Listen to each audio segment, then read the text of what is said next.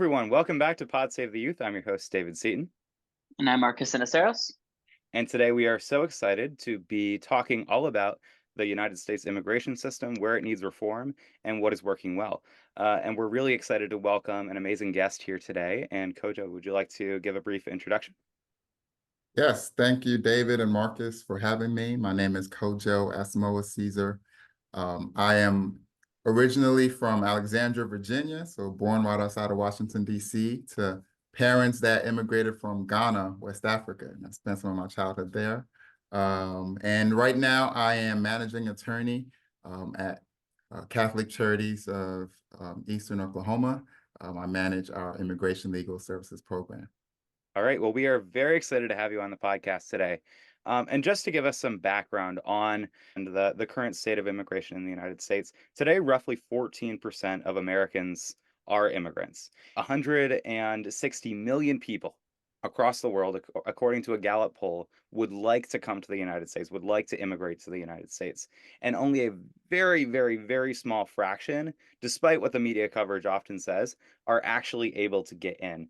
Every year, the United States emits roughly 1 million people on a permanent residence-based status and roughly 3 million people on temporary worker permits. So that's on a temporary based status.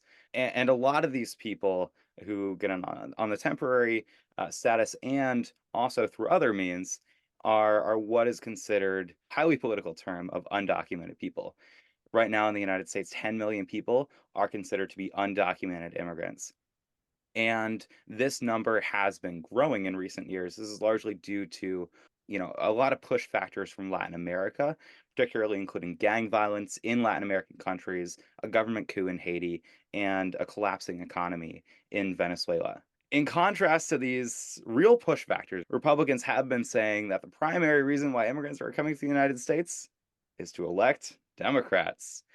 So Kojo, as an immigration attorney and as someone who is very integrated into this process, are people coming to vote for Democrats, or are they coming to seek a productive life in the United States? Let's just get that out Yeah. of the way.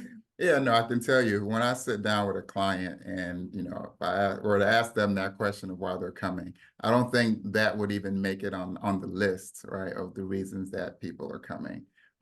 So obviously immigration is something that has become and has been for a while, this political football, right? And unfortunately, real lives and real people are being used as political pawns and they're stuck in the middle. So it's unfortunate. And the political games that, quite frankly, both sides, play, and it's why we haven't really been able to solve this crisis, right? Because I say it's beneficial to politicians for immigration to be a crisis rather than for it to be a resolved issue.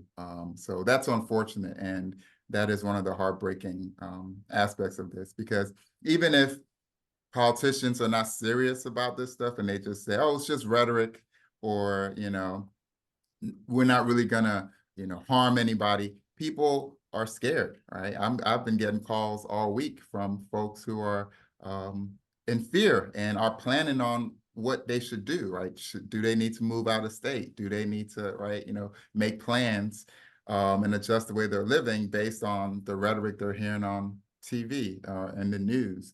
And so, yeah, it's unfortunate that it's such a politicized issue, and it's sad because it affects real people. Yeah, absolutely. And what are some of the factors that you have been seeing that immigrants are for why immigrants are coming to the United States at this time in such large numbers?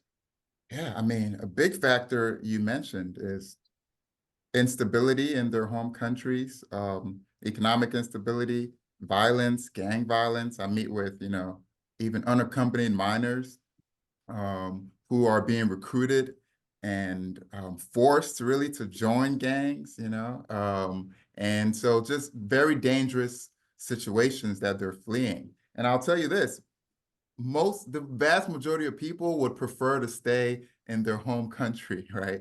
Be around the place they grew up, be around their families, right? Around familiar settings. But quite frankly, they're being forced, right, to migrate and to leave. And it's, I mean, it's obvious when you see people, crossing bodies of water, right? Threatening their own lives to try to come here. And we, as Americans, like to say we live in the greatest country on earth, right? And it's the best place to be and live and raise a family.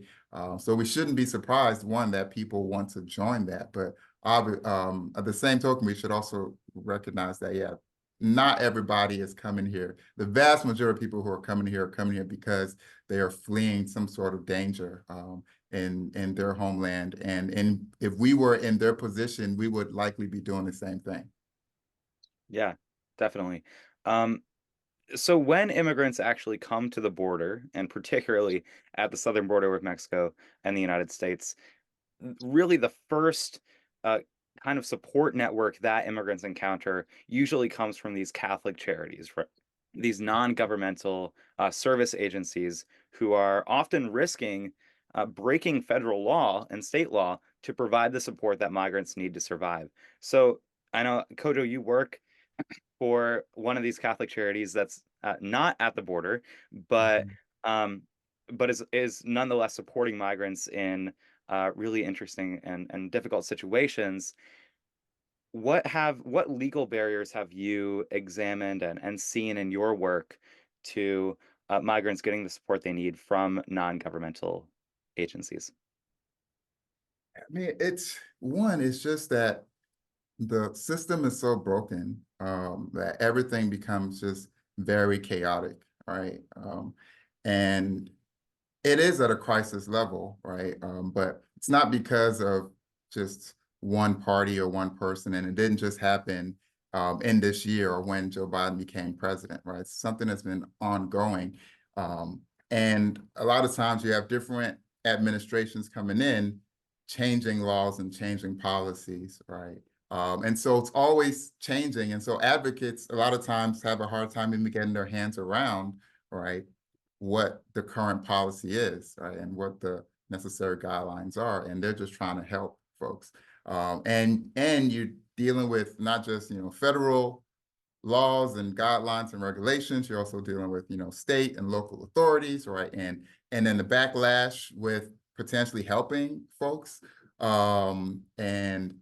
And so yeah, so there's a lot of that is at play. Us specifically, I'm in Tulsa, Oklahoma, and so we're usually seeing people after, they've gone through that whole process. But right now, it's just a matter of, even we have this catch and release policy, right? That the administration is using and has been using for a while through different administrations, where we have folks come to the border, and as part of, our asylum laws, they come here and they're in fear of returning to their home country because they will be persecuted, right?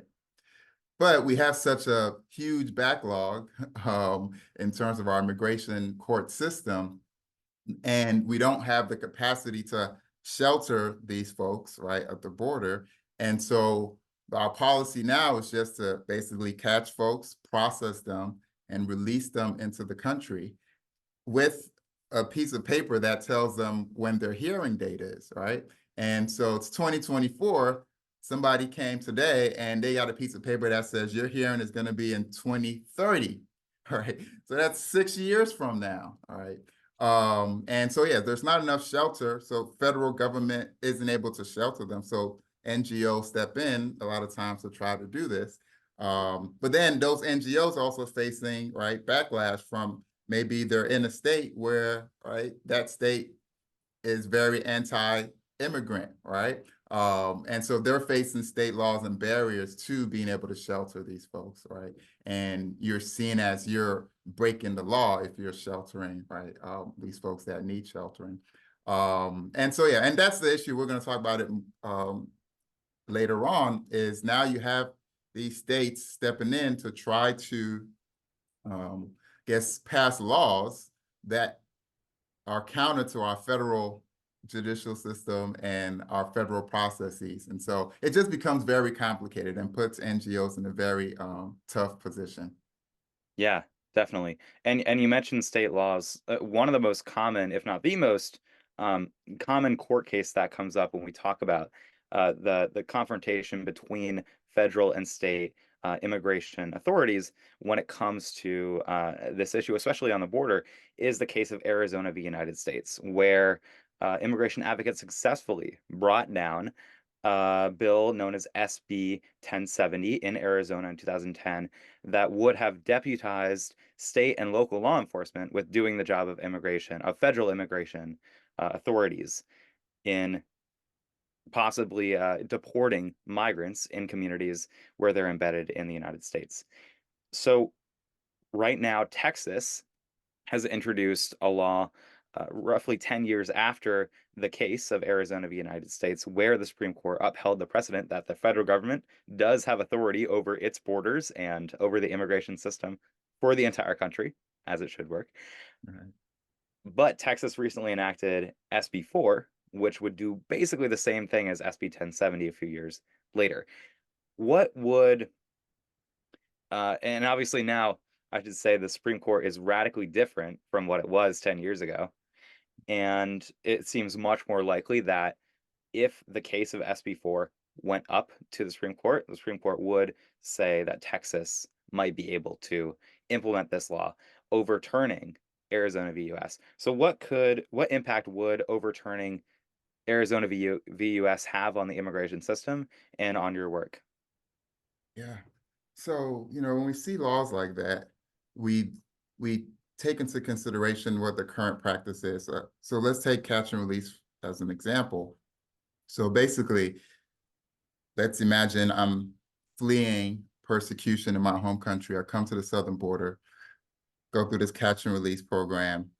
I get processed at the southern border. I get released into the country. I get a piece of paper that says my hearing is 6 years from now. So now I'm in the country, and this hearing is the federal government put me before a federal immigration judge for the purpose of determining if I have legal authorization to be here.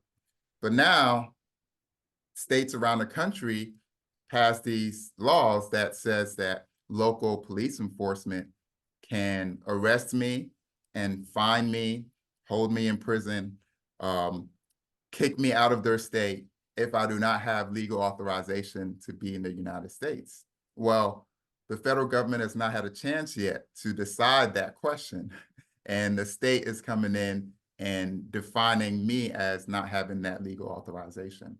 So it just makes it very difficult because there are a lot of people who fall into that gray area, right? There are some folks who just cross the border without inspection, right? They don't cross at a port of entry. They don't turn themselves into border patrol. They're not processed. They're in the country. And a lot of them, right, are undocumented. They are not to be taken as criminals, right? A lot of them are hardworking people contributing to their communities. They started families. They're, paying taxes, like all these different things. They have an economic impact in the communities that where they're living. All right. So that's one group of people. Then you have another group of people who have been processed who are waiting for their hearing. All right. So they're kind of in this limbo. And it's just going to cause a lot of fear, right? A lot of panic, and it's going to really cause the disintegration of a lot of our communities, right? And just a lot of fear, and just not the kind of environment that we want to live in, right? As Americans, even if you believe that immigration is at a crisis level and you want people to, follow the law, and you're concerned about what's going on the southern border, these laws are not the solution, all right? And we're just gonna have a lot of people who've been living in the shadows, or even people who are engaged in our legal process and following that process, just be in fear, right? Constant fear of their lives. And then a lot of these folks have had kids who are now U.S. citizens. They were born here. They're going to school. They're trying to grow up, and this affects them as well. So it's just my job is going to turn into not just helping people with their legal immigration documentation and application, but as a counselor, as trying to figure out ways to survive, and make these life or death decisions. And so it's just something that is untenable. Yeah. And Marcus, I know that when SB 1070 was debated in Arizona, just in the general public, it transformed state politics and it made a lot of immigrant communities much more likely to be politically active and participate in the political process. What impact have you seen from SB 1070 as an elected official in Arizona?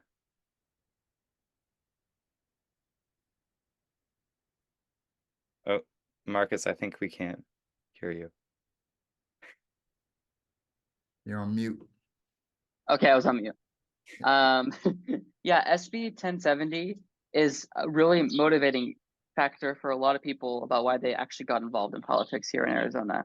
And it actually was a drive for more grassroots organizations. And it kind of built up the foundation of those grassroots organizations to organize and elect people of color to the legislature and working class people to the state legislature.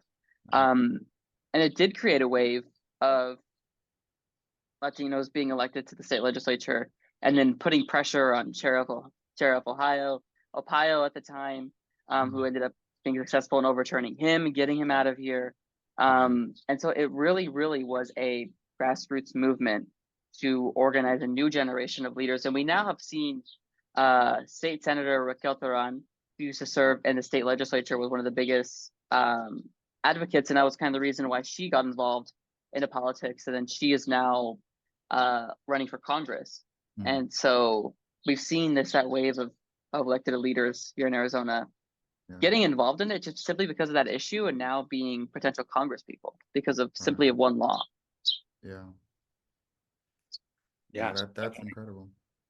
Kojo, as a candidate who ran for Congress a few years ago, what perspective do you think that the Democratic Party right now is missing when talking about these kind of radical state laws that is different from how Arizona is seeing this issue? Because I feel like in Arizona, what we saw as a backlash to SB 1070 was kind of unique, and we haven't really seen that backlash the same way across the country. So have you, if I'm wrong, please correct me also. But what is the Democratic Party missing, and what can we do better in terms of organizing in grassroots campaigns across the country on these radical state policies and trying to get them overturned? Yeah, I think a lot of this has to do with credibility, right? And having credibility and being able to speak to the issue. And I think sometimes what the Democratic Party misses is they don't have credibility because they're not willing to acknowledge that there is an issue, right? And that a lot of people, a lot of citizens in the country feel like immigration is at a crisis level, right? I know the other side and Republicans and Fox News tries to harp on this every day and make it probably bigger than it actually is. And there's a lot of fear mongering going on. But, we can't, Democrats can't just be like, don't believe your eyes. These guys, this is just totally made up, right? Because if you go that way, then it's hard for people to believe you, right? When you're actually telling the truth and, providing solutions that will work. And so I think we should acknowledge, right, that there is an issue, right? And then try to be the grown-ups, and try to acknowledge that, we are a nation of immigrants, right? And we're also a nation of laws, right? And so whatever solutions we're proposing and offering has to, right, take those values, both of which are American values, right, into consideration. And I think that's how you can build, coalitions. Also, I think the difference in Arizona and maybe other blue states is because Arizona is right next to the problems, proximate to the issue. And a lot of blue states, people are removed from the issue, right? And you see what's happening now with the, we might say, nefarious practice of governors like, Florida's governor or Texas governor flying migrants out to different blue states. Now you're starting to feel that issue come home, right, to a lot of people in blue states like New York who are not even thinking about immigration, and now it becomes a thing. And it is a warning sign, I think, to Democrats because, I know Fox News about a few months ago made a big showing of African Americans in New York actually speaking out against immigration, right? Because they felt like these migrants were getting resources that they should be getting. And so yeah, that just says we need to speak quite frankly about this issue. Try to remove it out of just a political context and try to actually offer solutions that will solve a problem, and not just give a political advantage. Absolutely. Yeah, 100%.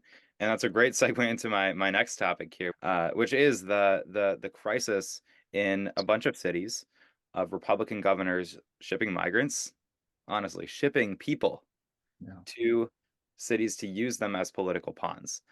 But now that migrants are in northern cities, cities have to support them. So what Right. kind of support networks could cities be implementing in order to best provide for these migrants' needs when they arrive in these unfamiliar places that may not be really equipped to handle a wave of undocumented people and integrate them really productively into society?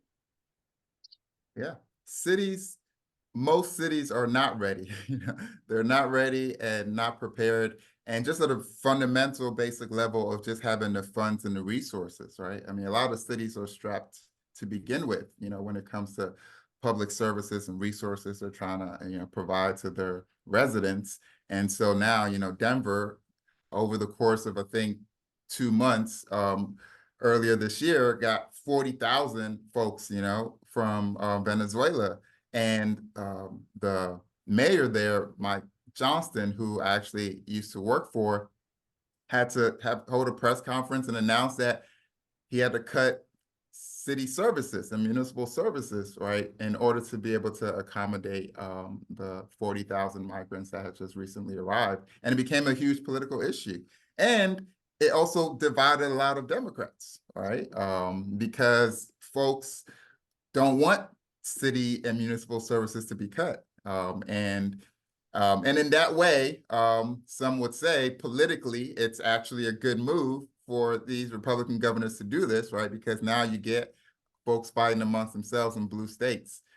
And so, yeah, so I think Democrats in blue states who in the past have been removed from immigration and immigration issues and just talk about it from an intellectual standpoint have to actually start preparing and thinking about budgets, thinking about, being a welcoming city, thinking about having, um, immigration legal services, right?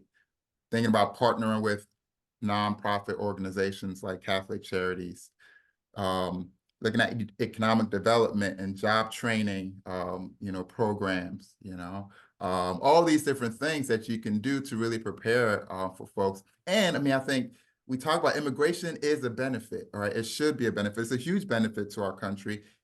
Immigrants are coming here to build a better life. There are a lot of times they're willing to do jobs that Americans are unwilling to do. So the vast majority of these folks are coming here and they're not just coming here to mooch off of, government services, right? They want to work. They want to build a great life for themselves. They're encouraging their kids to go to school and learn and to be active participants in the community.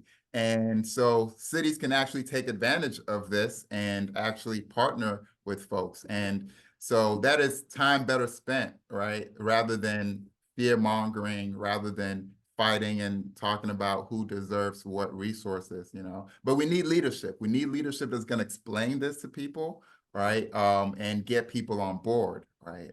Instead of it just, if we don't do that, we're just going to be fighting each other. And I know the Biden administration did extend some expanded work permits to Venezuelan migrants in New York City, which just underscores the fact that these people would, as you said, Kojo, would like to contribute to our economy. They would like to be a drain on our resources. That is not what people want to do. People want to come here, they want to build a life for themselves and want to strengthen our country in the process, and we should be welcoming that. And just to build off of that, in our country, immigrants are 80% more likely to start a business in the US than people who are born here. Immigrants come here to deliver success for themselves and for Right. the country at large. Immigrants are a net positive when it comes to economic growth and economic development in our nation. And immigrant children have consistently shown to have been shown to be much more productive members of the workforce and society in the second and third generation than than people who are born here and whose parents were just from the United States originally or came here as immigrants a very long time ago. Yeah. So how can we as communities uplift migrant residents and allow them to contribute their full level of success and potential to our society, maybe in the first generation, so that there are less resources taken up by people, and so we can start that process of having people contribute to our country in the way that they want to earlier. Yeah. And a lot of these things, it's not like immigrants or migrants are any different from anybody else in our community, right? No different from you or me. They don't need anything that's extra or special, right, than what we need. And so it's just a matter of shifting our mindsets around people. And unfortunately, a lot of this is driven by fear, right? And we use immigrants and migrants as scapegoats for whatever issues we're dealing with in our communities. And so if there's economic anxiety, if there are jobs that are leaving our communities, it's just easy to say, these folks are the reason, right? And they are taking our jobs and they are taking our resources, right? You talk about work permits, right? It's a no-brainer, right? But unfortunately, the mindset is we do not want to incentivize more people coming here. And so if we treat people who are here well, then that's going to encourage others to come. And so, yes, let's not give them any resources. Let's not give them work permits. Let's not give them the ability to obtain driver's licenses.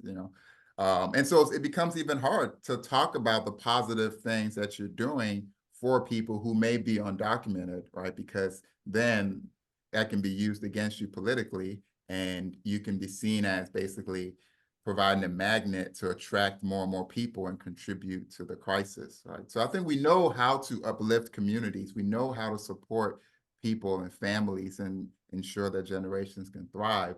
We just don't have the will to do it, and our mindset around it is not correct. Yeah, definitely. I also want to talk about the Biden administration's record on immigration that is often criticized, as we talked about, often on the front page of Fox News stuff every day. But when Biden entered office, one of the first things he actually did was put forth a proposal to overhaul America's broken immigration system that is unable to handle the needs of today. So he proposed that solution early on in office, and Republicans did not cooperate with that. Over the course of his presidency, he rolled back, in line with his promises on the campaign trail, Title 42 and the Remain in Mexico policy, two Trump administration policies that were intended to reduce immigration. And a few weeks ago, a few months ago at this point, President Biden made one of the largest shifts that I've seen in his rhetoric on this issue, where he endorsed Senator James Lankford's proposal in the US Senate to give the president emergency powers to shut down the border Right. and to basically propose a much more conservative set of immigration restrictions than we've seen in a very, very long time. Kojo, you're in Oklahoma. Mhm. Your senator is James Lankford. Yeah.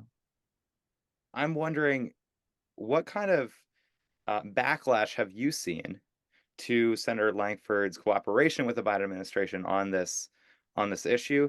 Because I know even though this was one of the most conservative immigration policies that we've seen in our country's history, Republicans Mhm. were still very opposed to passing it, and Donald Trump obviously eventually came out and put the final nail in the coffin on this proposal. So, uh, Yeah. Yeah, when you look at the history of Congress and immigration proposals, right? It's littered with gang of eights and groups of influential senators and members of Congress across partisan lines trying to come together to propose solutions. And at every step of the way, when we get our hopes up, it fails, right? And it does not get across the finish line. And you wonder, do they really want to solve this issue or not? And so we had that kind of come to Jesus moment again, where we have Senator James Lankford, who's one of the most knowledgeable senators, people in Congress, about immigration and immigration matters.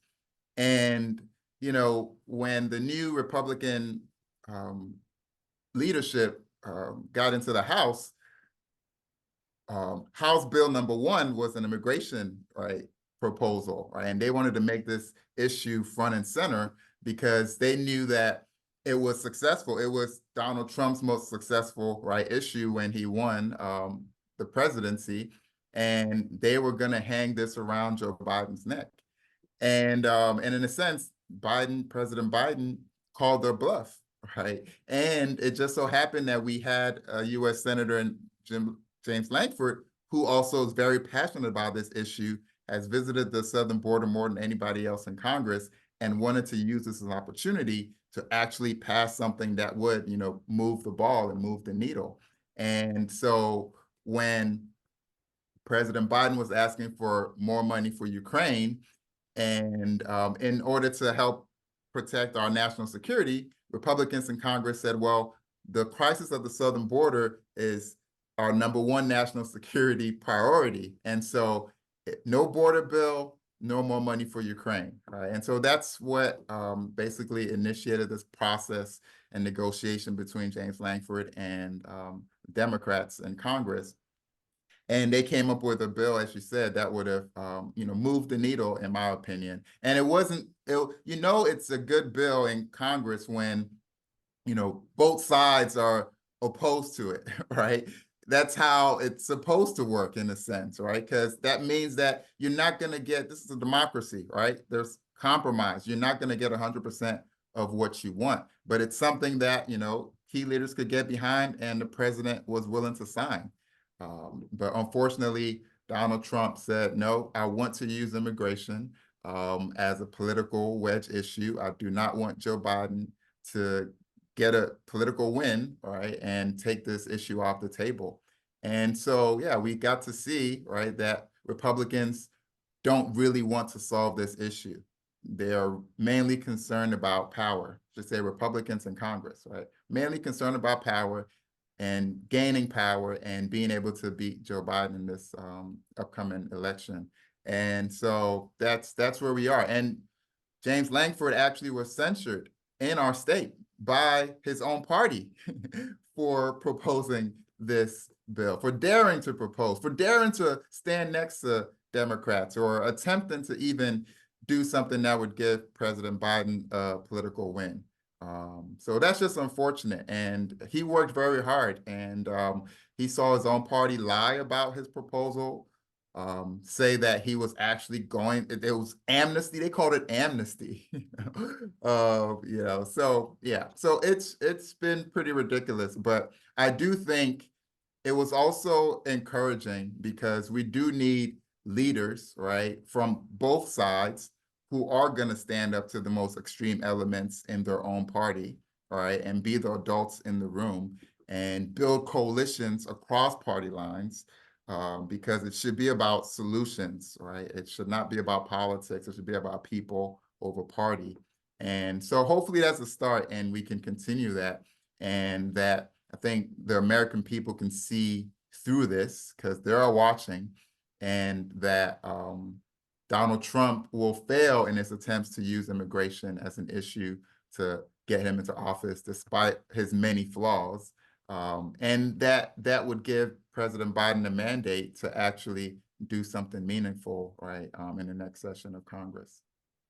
And the other person who was working with Senator Lankford to pass this proposal was Markus, your senator, Kirsten Sinema, who stepped down from the Senate.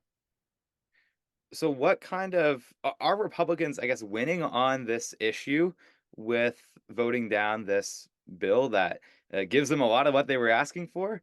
Are they taking out Democratic senators? And does this give them some kind of fodder to actually to run on this issue and do what Trump thinks will be politically beneficial, especially in a border state like Arizona?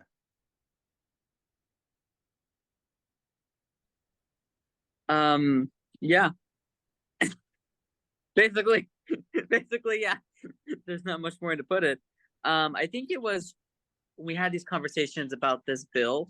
I think it was being opposed not just by the right wing of the party, but also by the left wing of the Democratic Party. There was both sides that Yeah. were opposing. It was only moderate, traditional Republicans and Democrats that came together and supported this bill and supported this issue. And Senator Sinema was along one of them, and I remember she released a video, calling out everyone. Um, and so it was interesting to see that all play out. But ultimately, the bill died, and now we're back to where we were 30 years ago, 20 years ago, with no move on immigration to Congress again.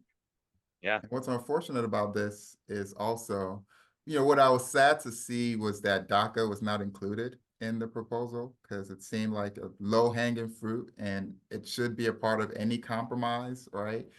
Because the vast majority of Americans believe, right, that children who were brought here through no fault of their own, America is the only land they've really ever known, right, should not be stuck in this limbo, right? And Congress needs to solve this issue. We shouldn't leave it up to an executive order that can, change with different administrations. And so I was saddened to see that.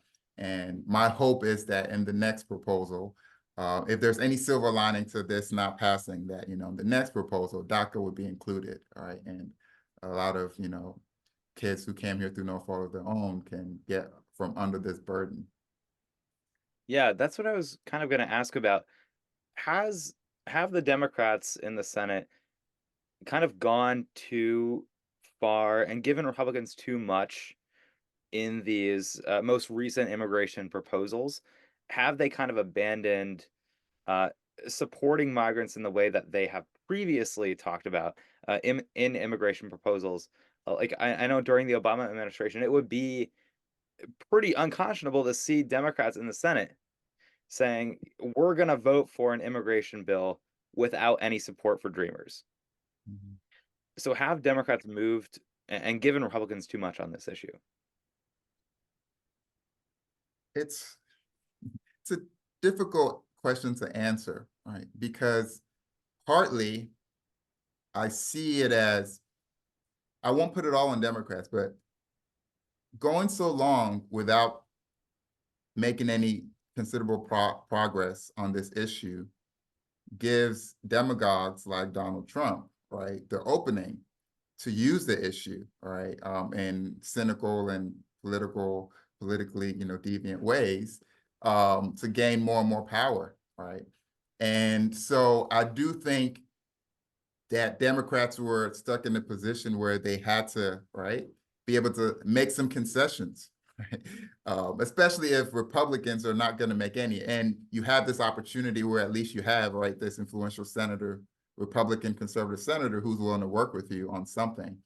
Um, and so, yes, I do think in some ways Democrats have given too much, but it's probably because Democrats have had opportunities to move on immigration and have chosen other priorities, right? And so that issue has lingered.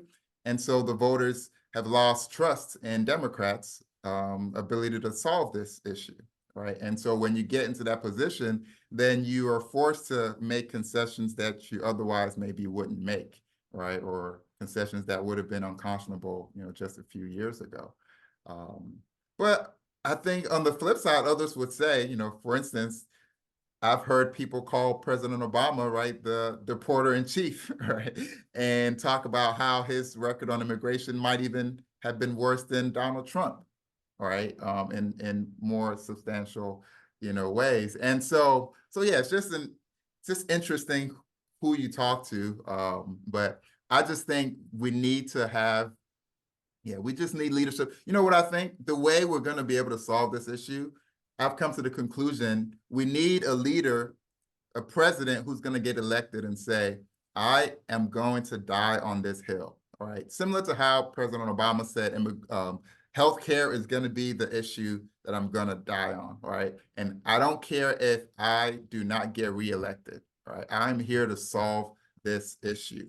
All right. I think that's what we need. And so far, we haven't had any leader who's willing to say that. All right. And it seems as if what I'm frustrated with in Congress as well, it seems to be that anybody who gets the courage to do anything is somebody who is about to leave, right? Congress. It's not somebody who's planning on staying, right?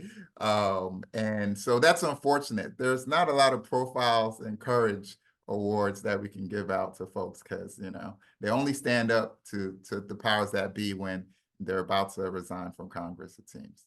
Mhm. And Marcus, I also want to hear from you. I know you're involved in a lot of more progressive circles in Arizona politics. What have you been hearing from people about this move towards, I wouldn't say to the right, but towards more of a right wing stance from the Democratic Party on immigration? Um, so they don't like it, in short terms. I know there was how I mentioned how there was a big divide, I think, within the Democratic Party over this bipartisan bill. I know that majority of the circles I'm in Arizona were not supportive of the bill. And I know there was a call for even Senator Kelly. There was even a divide between Senator Kelly supporting this bill, all right, and then Governor Hobbs jumped in and supported it.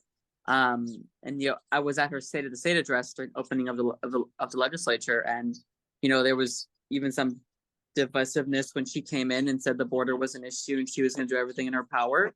The party was also divided on that issue too, of her recognizing that it's not a state's issue, it's a federal issue. So I think it was more of a trying to be more politically correct, because immigration, like you said, it's Arizona's a border state.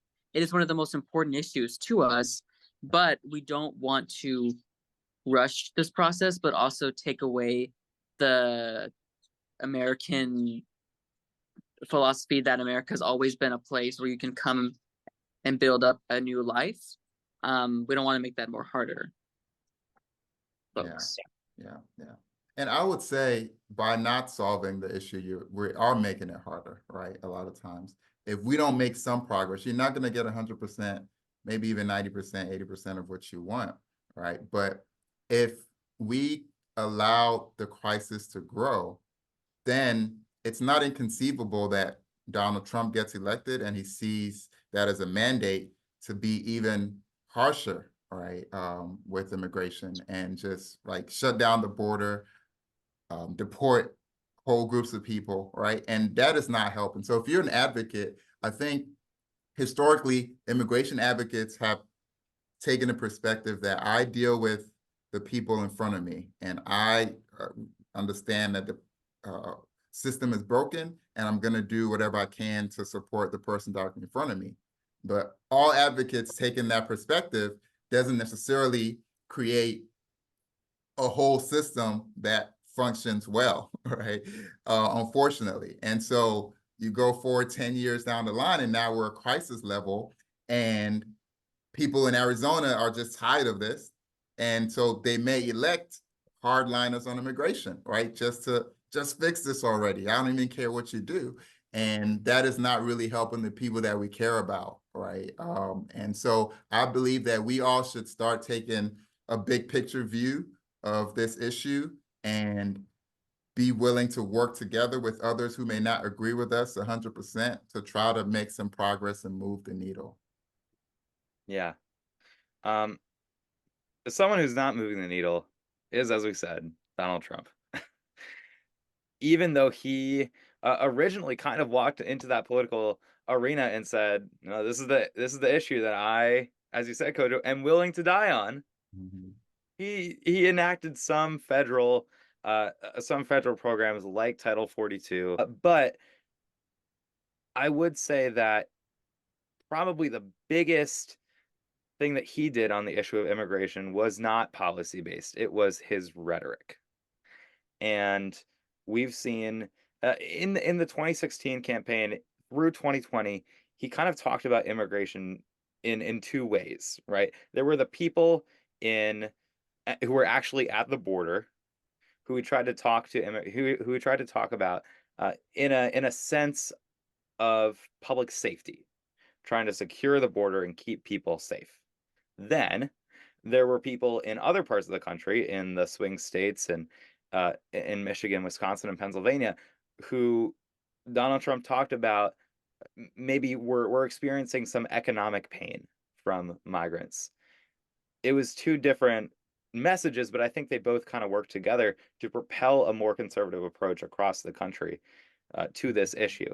And most recently, Donald Trump has just ramped up that rhetoric, largely against President Biden's policies, but also against Democrats across the country, saying that immigrants are, quote, poisoning the blood of our country, mimicking Nazi language, honestly, on this issue, which is just, I mean, it's horrific what he's saying. And this is the same type of rhetoric espoused by him and by conservative governors across the country like Greg Abbott that empowered people like the El Paso shooter a few years ago to walk into a Walmart and try to massacre Latino people who we suspected of being undocumented. This rhetoric is inspiring violence across the country. So, how dangerous do we think that this rhetoric is for the possibility of political violence this year and beyond? Either of you can take this. I'll let you go first, Marcus. You know, I think, me and you, David, as young people, we've kind of grown up with this just being a norm, sadly, right? This is something that we're like, okay, it's the other headline in the news, move on, another day later. And it's sad to say that that's become such a, like I said, norm for us.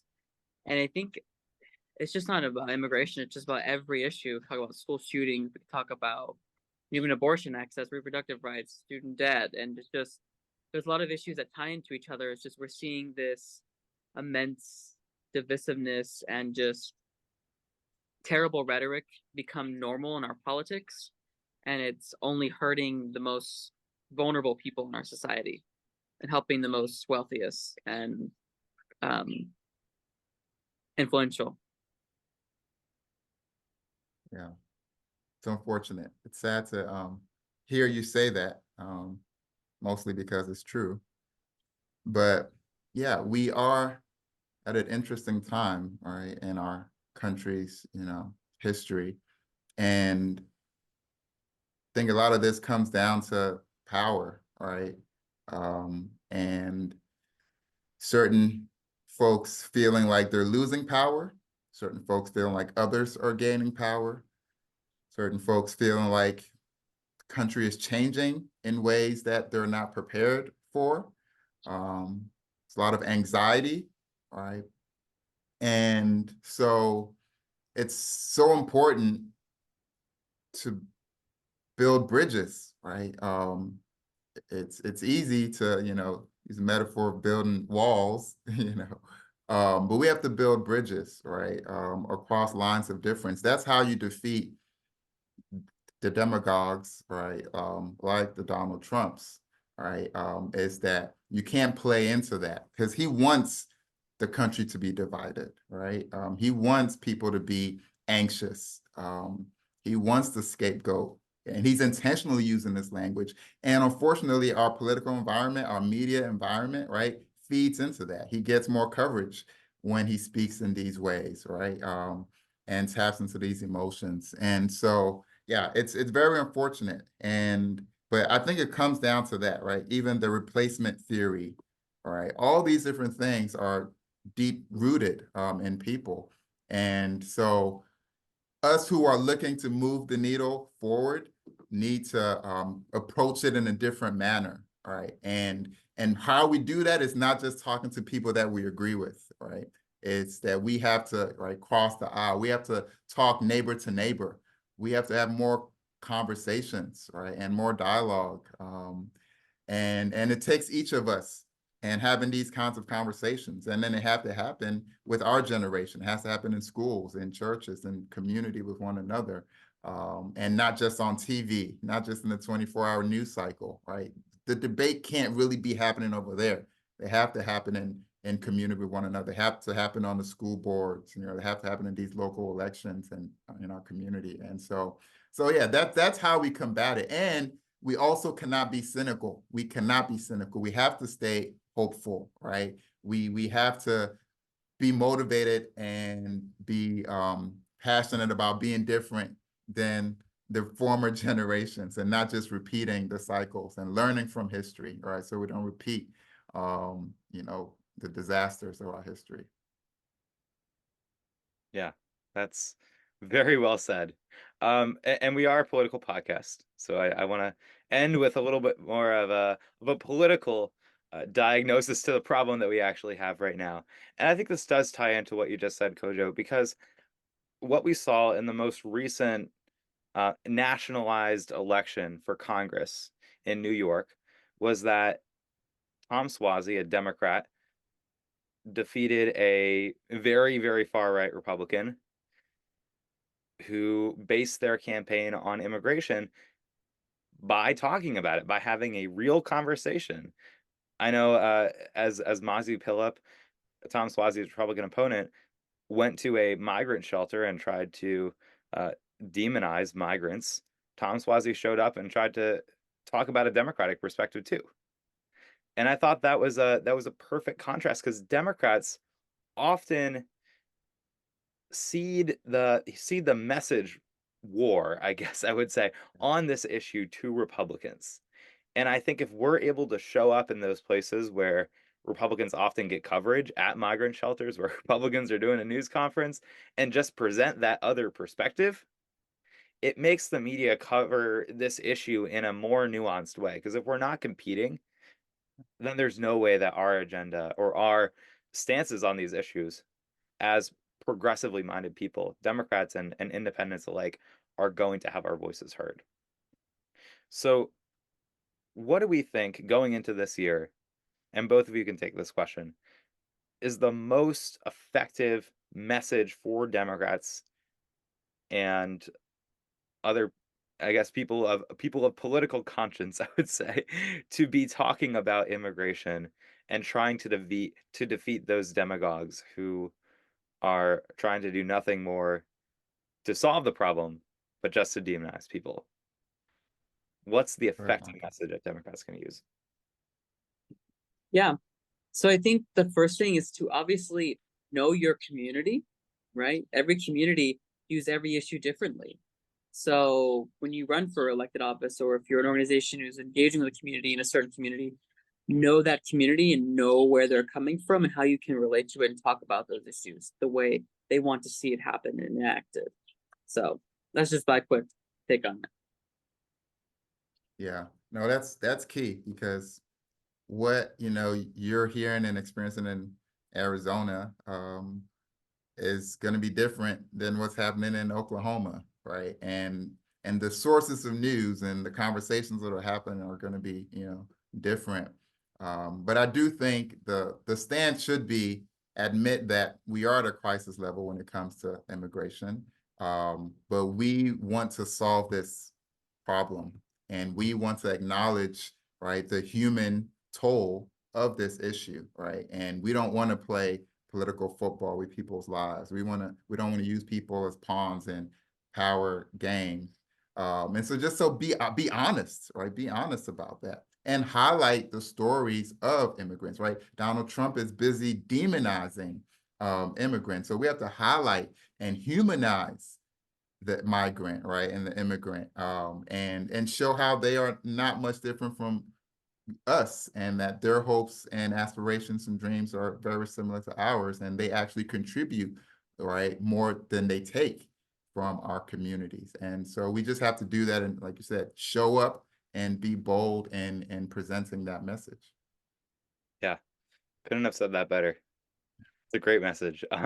And I want to thank you so much, Kojo, for joining us today. Your insights were incredibly valuable to this conversation. And I don't think I could have picked a better guest to have join us for this incredibly important topic today. Wonderful, David. This was great. I enjoyed it. Would love to come back at a future date to keep talking. We'll see what happens this year and what developments, transpire, and would love to chat again. And thank you, and keep doing what you're doing. All right.